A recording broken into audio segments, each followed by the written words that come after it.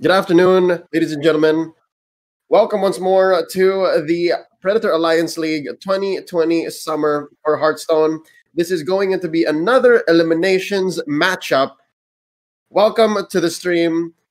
My name is Leo, joined here by Percy. It's going to be Hadion versus JJ Rockmaster first up. Percy, how you doing? I'm doing pretty great. It's still a new expansion hype for me, and I'm doing my best to sneak in some games for you know while at work. What after work, I should say. Whoopsie, a little bit of slumber there. But yeah, I'm trying to sneak in games after work to get the feel for the new expansion. Yeah. Yep, this is actually the first outing for Coleman's Academy here in the Alliance League. And of course, representing UST, the Teletigers, and of course, USC over here, the Warriors. Hadion and JJ Rockmaster are essentially fighting for their tournament life. What's interesting about Hadion, though, to be honest, is we know him from other games, Yeah. not necessarily Hearthstone, and he's very experienced and quite the intelligent young man. Definitely. But Percy, looking into the back end here, knowing what kind of decks he's bringing, can you tell us the story? What exactly is going on?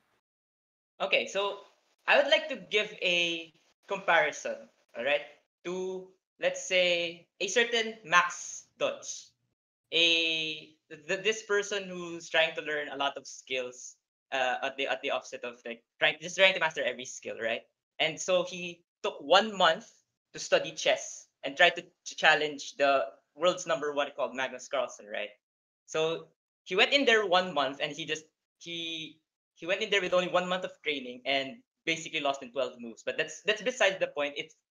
It goes to show how uh, if you have some other masteries coming into the game, into some other games, then sometimes it will translate here. And we're going to check if Hadjun will be able to translate his knowledge of other games towards Hearthstone, which he's only been playing for like a few months, right? Yep, that is going to be key here. And thank you for the context. That does help out, given some more established stories to try and make sense of what we're seeing here. Currently, once more, welcome to game number one. This is a best of three. First up, JJ Rockmaster on the play, bringing out his aggro totem shaman, which is a relatively budget list coming out of Scholomance Academy. But Hadyun, if you're going to see, you have some very, very familiar cards if you have been playing Hearthstone for a while, or if you recently just jumped in the game. These are cards that you'll be familiar with. Tazdingo. You have that, right? You got that 2-1 with a 1-1 buddy for 2. I mean, this is the basic slash classic Warlock list. And yes. Oh no. But you saw here, the coin Feltstalker / Succubus is going to contest this Surging Tempest, which is pretty good already. If you're going to see here. It does put a clock. It forces JJ Rockmaster to answer, but again, you can already see Hadyun's hand is getting very thin. And the thing about bringing a deck as, how do we say, streamlined as the classic slash basic Warlock deck is, it doesn't have the tricks that Warlock has today in the most current metagame that allows it to flourish. So already he's maybe 2 or 3 steps behind, despite the good start, given the 4-3 at turn 1. So I don't know, man. Like I think we are slowly seeing here, the basics. Again, you mentioned the fundamentals, but really he doesn't have the tools. That's what this feels like. Exactly, but you have to. Maybe I would like to put this in a more nostalgic perspective, right? You're fighting against, like, what do you want to say? It kind of sounds negative that you're fighting the AI, but yeah, you have to remember that this was part of some sort of meta in 2014, and you can see the flavor oozing into it. I would actually say, because you have your staples from the acidic swamp roots. You still have the hellfires. He definitely knows what he's doing. And Hearthstone is not just this game where you just play pilot a deck and then you win. Sometimes you have to build your deck. Yeah, there's also deck building skills in it, and given the fact that Hajun has only been playing for a few months, and he's gotten the fundamentals out. He has a good curve. Of course, it's open decklist. I see the decks. Mm-hmm. He has a decent knowledge about the curve and how you should have this many amount of 1 drops, this many amount of 2 drops, 3 drops, 4 drops, and 3 drops. Yeah, I'm sorry we can't see we can't show you the deck lists, but somewhere in another alternate timeline, if you can show it. But yeah, I do believe that the deck list is sure.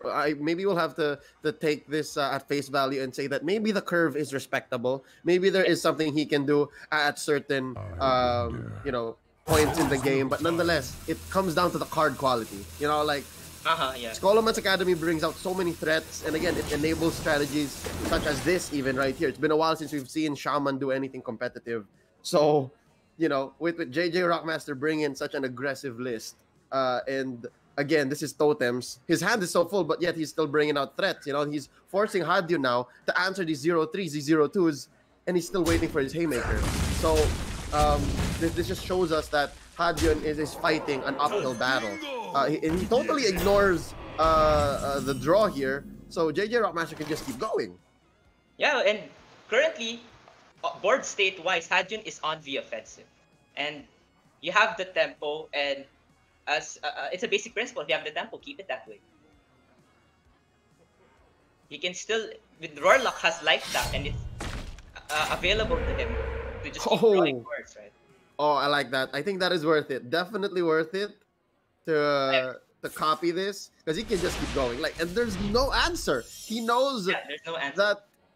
that Hadyun's list has to deal with minions the fair way.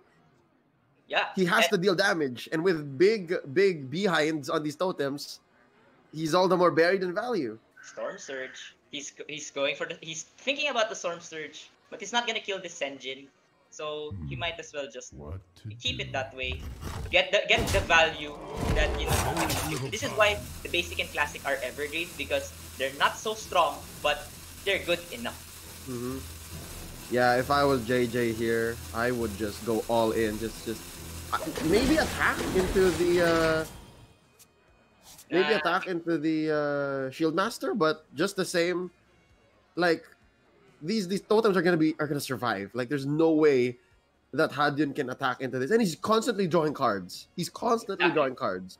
We have the card advantage here: 4 for Hadyun and 8 for JJ Rockmaster. That's a good score. That deals with one threat. He deals with one mana type totem, so that the draws are more limited. And he tapped here instead of going for the Shattered Sun Cleric. Commendable, because you are running out of cards and you don't really want to commit your body to a potential Lightning Storm or something. But yeah, and he does need it. He does need the curve. He needs to protect his hand, because he is running low. And again, the quality of cards isn't essentially there. His board wipes affect him too, but at least this is Hadyun putting up quite a bit of damage. Look at this, 15 now JJ Rockmaster is, and this forces Hadyun to essentially go faster, because as soon as he runs out of gas, I do think that's it. Yeah, exactly. But right now, JJ Rockmaster is just excuse you, but JJ Rockmaster is dealing with the threats slowly. He's not squared at first. He's leaving 9 damage on the board, which is close to lethal next turn. No, this is lethal. It's not yet. He's 1, 2, 3, 4. He doesn't have the mana for a Hellfire. 7, 8, 9. Oh yeah, he's lacking 2 mana. Right. Yes. 1, 2, 3. Yeah, but okay. He can't set up for lethal because this Shaman does not have heals. No Witch's Brew.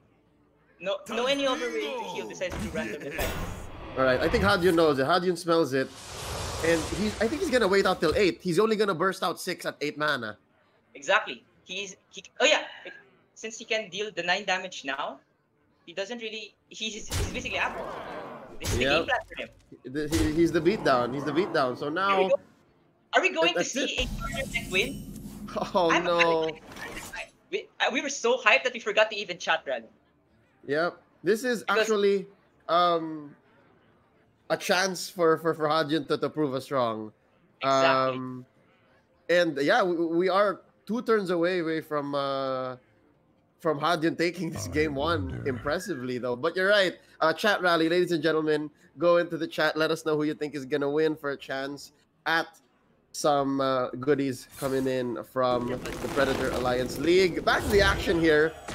Yeah, he's just waiting for turn 8 here, because that's essentially going to spell... And that's game!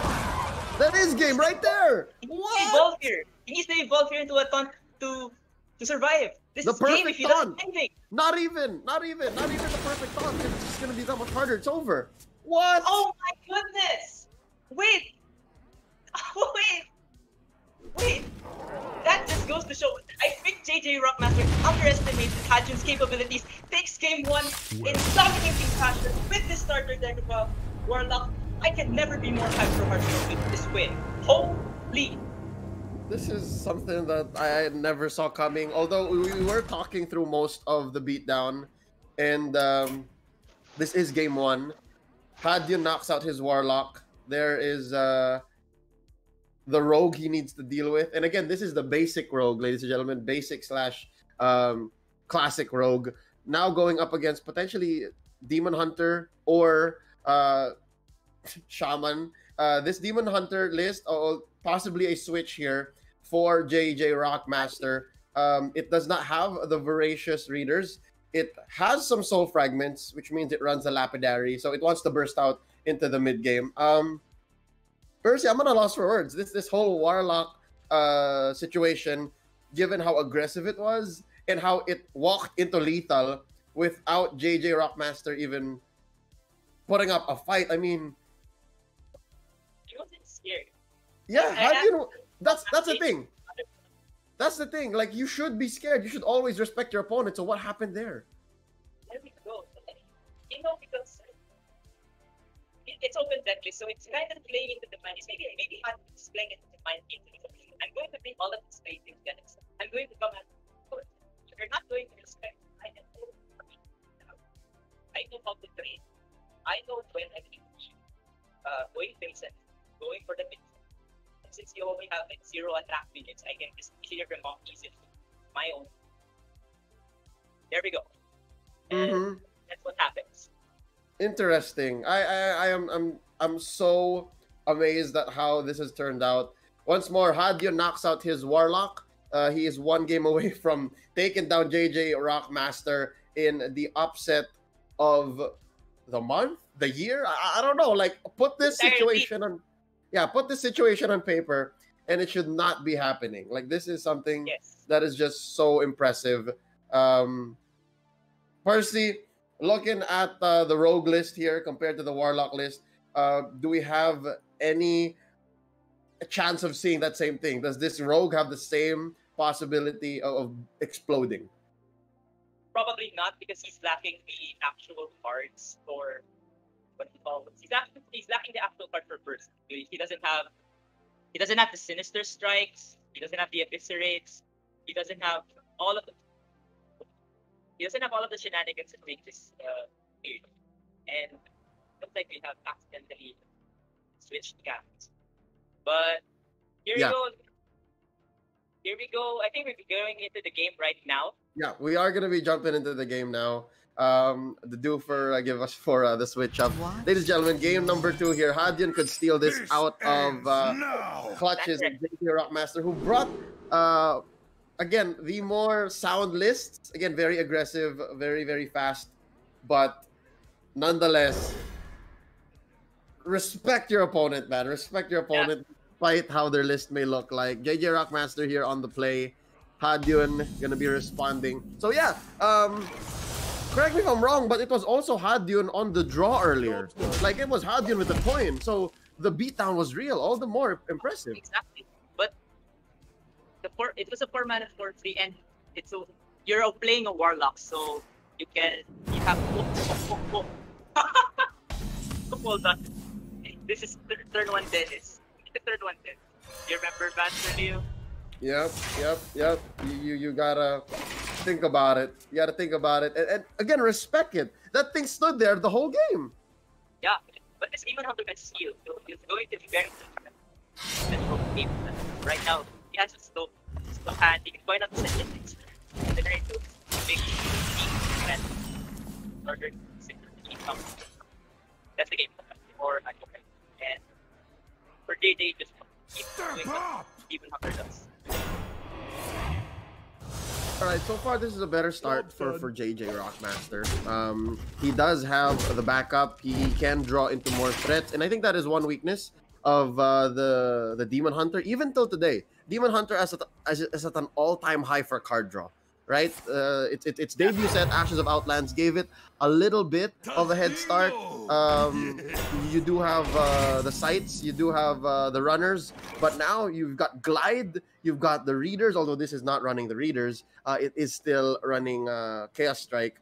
But nonetheless, JJ Rockmaster not going to have a hard time here. He is going to get rid of the Fieldmaster very quickly, punch it, throw the Imp into it, keep the Brawler, and then just go from there. Just unfair with the thing. It doesn't. That the rogue doesn't really have scary threats to basically. Yeah. And oops. It's minimal, but yeah. It's those little things matter in the long run. Far so good here. Hadyun now definitely in the on the defensive. He is on the back foot, and all the more JJ Rockmaster here can just plow through the Shield Master. This is going to be an easy punch for him, definitely. Chaos Strike. Chaos Strike into the battlefield. Directly in the Imp. And the Imp, yeah. Zero power. I forgot I solved 3 man. Yep, go with the Imp, and then just keep the beat down. Yeah, and Rogue is notorious for not having a lot of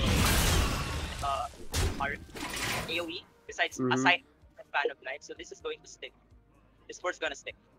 Yep, and Hadyun has to deal with it the old-fashioned way, and I do think JJ Rockmaster does not mind going for the Glide with somewhat less than ideal turnouts, because Hadyun's about to run out of cards as well. His hand for sure is bigger than JJ Rocks, but they're all 1-for-1 answers, or at least cards that just do something on board and then move along. And all the more, it's emphasized here the quality of the cards, right? Like, look at this. He's going into Assassin's Blade just to get rid of the Chewer.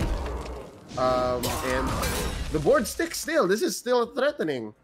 Exactly. And right now, the board for...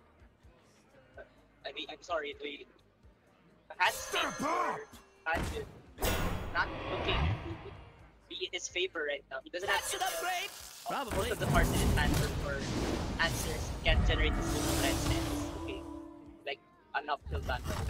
Yeah, so again, as awesome as game 1 was, this rogue list definitely has more burst. I think more reliable burst and ways to get rid of single target threats. But the Warlock really is better built to deal with this kind of situation here. I do think the Warlock would fare better against a wider board like this. Exactly. And Zap, basically, but he has his own threat with the double deadly poison, but it's going to be a 3-turn clock versus a 1-turn, 2-turn clock from JJ. So this is going to be game. Yep, most definitely. And there it is. I do think that is lethal right there. JJ Rockmaster walks away with game number 2, and in proper fashion. I do think this is how it should be.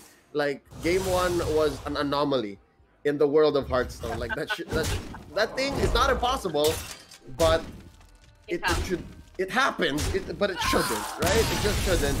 And I do think JJ Rockmaster is back with a vengeance, taking game number 2. Again, surprising the world. Hadyun got to give it up for him for that Warlock win. Ladies and gentlemen, if you just caught us playing, welcome once more to the Predator Alliance League. Hadyun here, bring in basic/classic cards for most of his lists. Now we're gonna go into game number 3, finally left with the Rogue and Shaman matchup. And I do think this is definitely for JJ Rockmaster. Like, your single target removals, your saps, Assassinates. your assassinates, right? Like your weapon buffs that punch minions, they're gonna do so little against a wide board or even a tall board, such as Shaman, right? Earlier we saw JJ Rockmaster definitely had some potential to make tall boards, right? Like 2 or 3 totems that hit what 5/7s, 5/8s. Yeah, it's not a.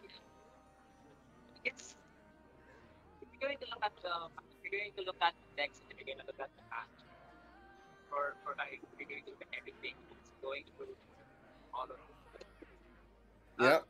I guess it's kind of difficult to imagine because we're living in this meta where there are already far few cards, so you don't really think about the evergreen set much. You don't think you're familiar with their pressure, but you're not familiar. You're no longer familiar with what they can create. And for me, it's hard to imagine. I'm sorry, say that again. Sorry, it's very hard to imagine the scenarios that you're coming up with.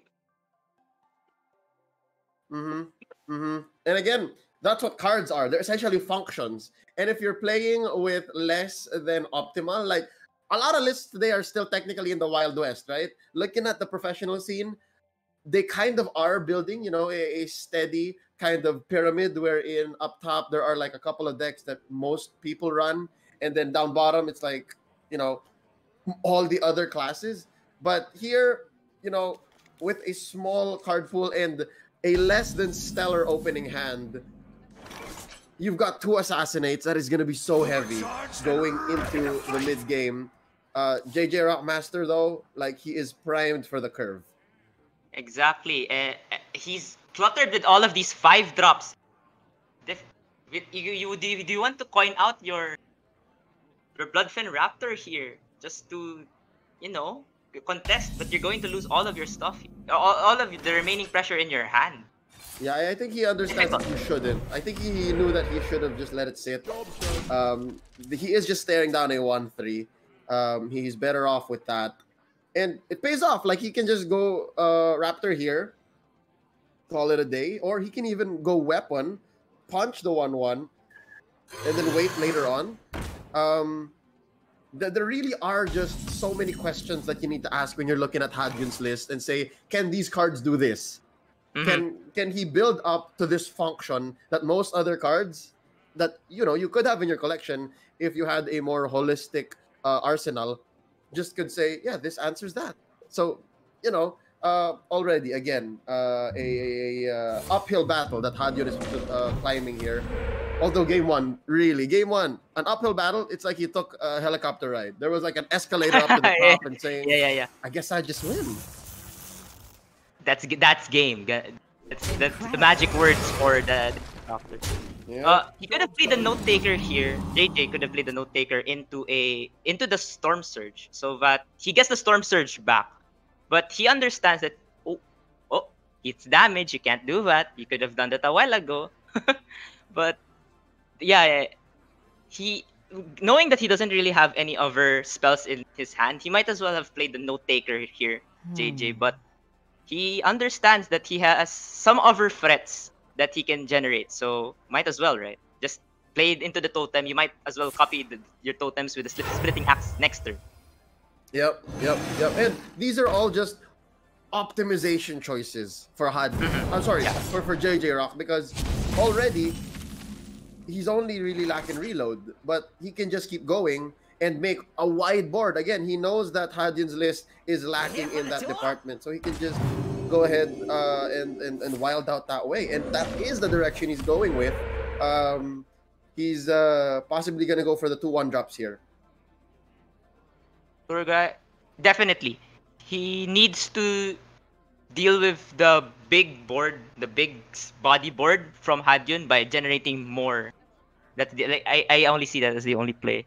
Yep, and literally big body board, like one body, and it's the Yeti. It's the we missed this guy. Like years ago, Chillwind Yeti was like the stuff of dreams when it comes to the arena.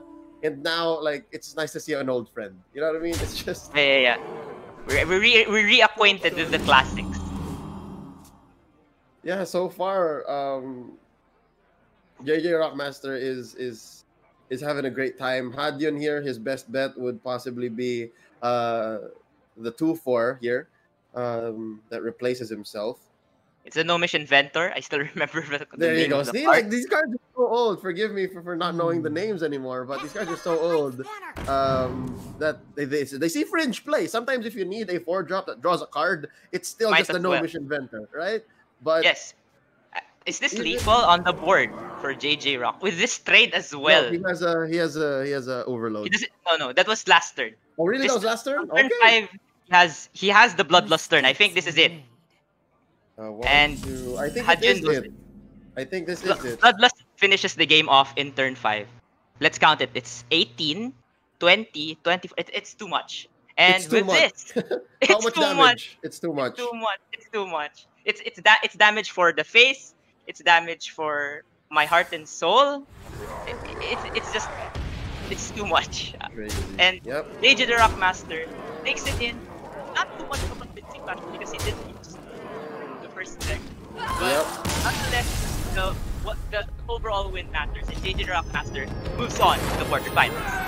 Here you go. Hadion, a valiant effort nonetheless. He does show us, that these cards, if you play them in the right order, if you go off hitting the ground running fast enough, then you are gonna get there. Real mini heart attack for JJ Rockmaster. I can only imagine.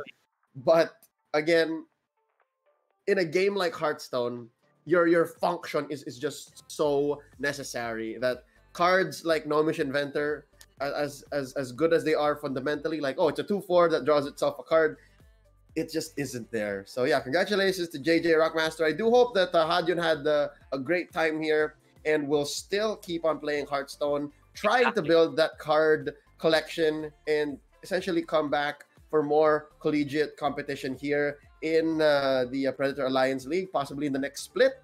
But for sure, we are hoping that this is not the last of him. JJ Rockmaster representing the USC Warriors is going to be moving on into the semis. That is it, though, for one half of the Teletigers, their contingents here in the Predator Alliance League.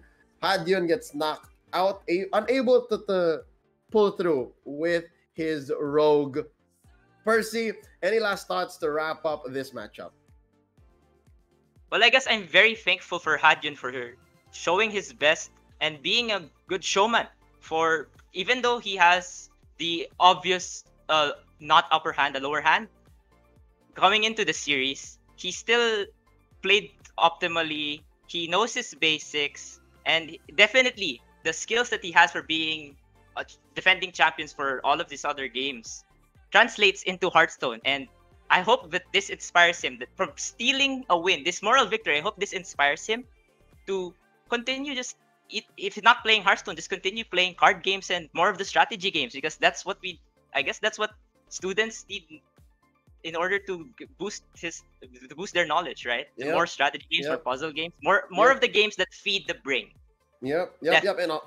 And Hearthstone is essentially that kind of game. It's a very simple game, to be honest, like on the surface. But again, when you get into those functions, when you see the greater scale of things, especially with the new set, Scholomance Academy, dual cards that discover other cards, make copies of certain cards, like these are the potential for these lists that he brought.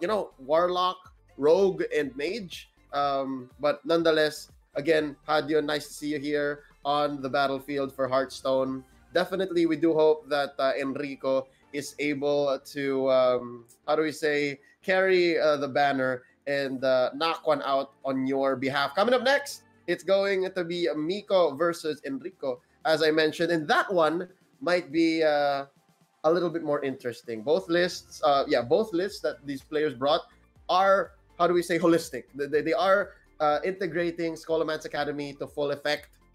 And one of them, a prolific control player. The other, very, very aggressive. We'll talk more about that when we come back. But yeah, right now we are gonna go ahead into a break. Once more, you are watching the Predator Alliance League 2020 Summer. My name is Leo. This right here is Percy. We will be right back.